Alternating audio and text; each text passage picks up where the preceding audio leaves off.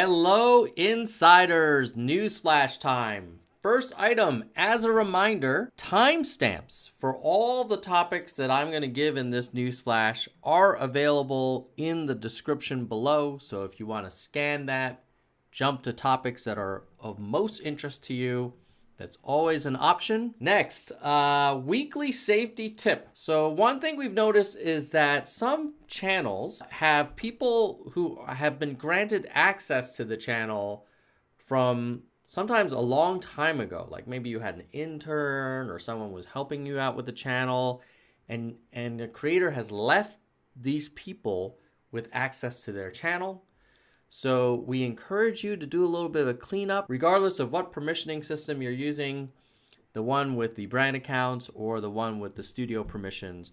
Just make sure that the people you've given access to your channel, you still want them to have it. Next, we've got an improvement to YouTube Studio when it comes to analytics. In the past, you weren't really able to see how much activity came from a video format. Let's say if it was a live stream versus when it was on replay or premiere.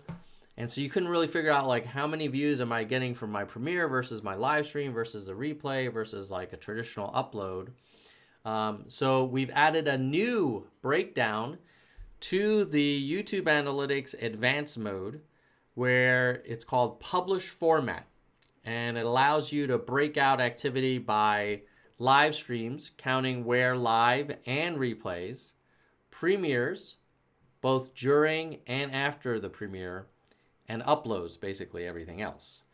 So the live on-demand breakdown continues to be available as a filter, meaning that for the first time, you can answer the question for my live streams, how much gets watched while live versus replay. So check that out in the advanced mode. Personally, I'm even as excited as I am about that.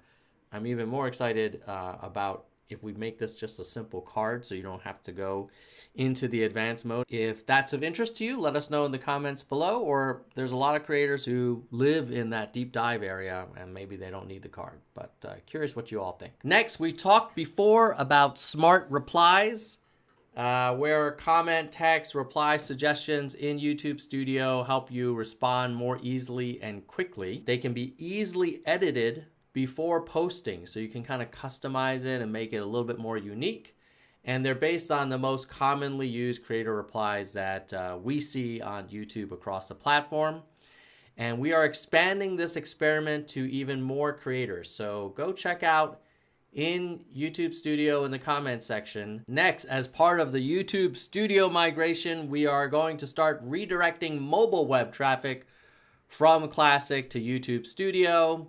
To make sure this is a smooth transition, we are presenting creators with an in-product app promotion ahead of making this change and ramping this slowly from mid-April forward. Next, we are deprecating a feature that most of you do not even know what it is, and even smaller percentage of you who know what it is use it. It's called Channel Bulletins feature. I know, it's a really old one.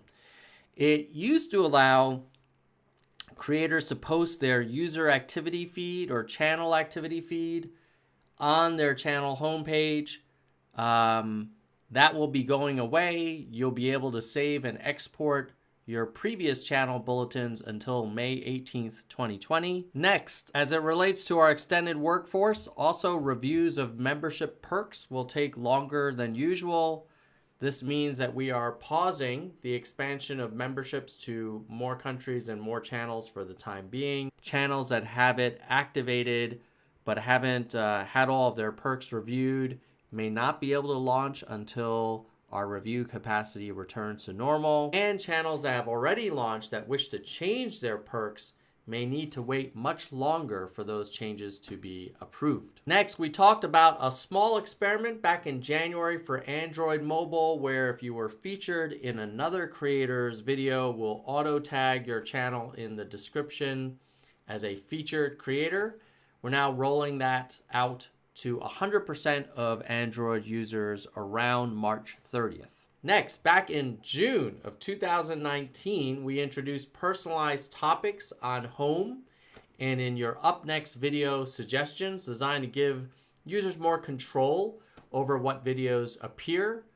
This feature used to only be available in English on the YouTube Android app, so we're excited to announce that this will be available on more devices like the iOS app and on youtube.com on desktop, as well as more languages like French, Portuguese, and Spanish soon.